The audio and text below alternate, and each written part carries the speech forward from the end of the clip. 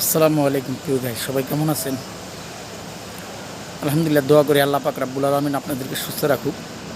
আমার জন্য দোয়া করবেন আপনারা। জানি না কোন দিন চলে যায়, কারণ হায়াত মধ্যে কোনো গ্যারান্টি নেই, কেউ বলতেও পারবে না। আচ্ছা, এই যে আমরা বিভিন্ন ফেসবুকে বা ইউটিউবে দেখি স্বপ্নের বাড়ি, স্বপ্নের বাড়ি। ঠিক আছে, মানুষের স্বপ্ন থাকে, কিন্তু আপনি যখন চলে যাবেন আপনার সাথে কিছু কি থাকবে?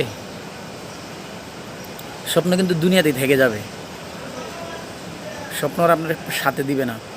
টাকা পয়সা যাই ইনকাম করলেন সবই থেকে যাবে, আপনি চলে যাবেন। আচ্ছা, লাশ কবরে নামাইতে কি দেখছেন আপনারা কেউ? যারা মুসলমান এরা তো প্রত্যেকেই দেখার কথা।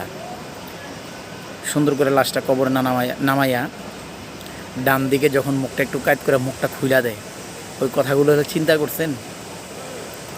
মানুষের হক নষ্ট করার দরকার নাই ভাই।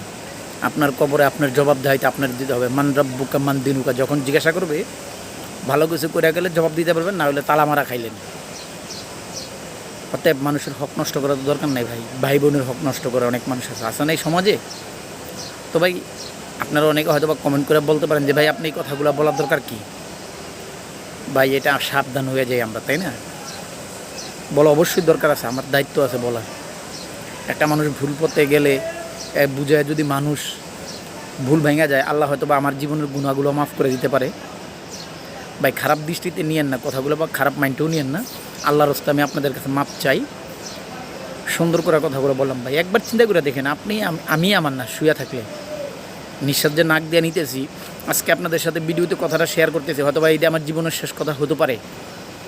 সেজন্য আমার আবারও বলে আল্লাহর রাস্তায় মাফ করে দেবেন। আসসালামু আলাইকুম ওয়া রাহমাতুল্লাহি ওয়া বারাকাতুহু। সবাই ভালো থাকবেন, দীর্ঘায়ু কামনা করি। আসসালামু আলাইকুম।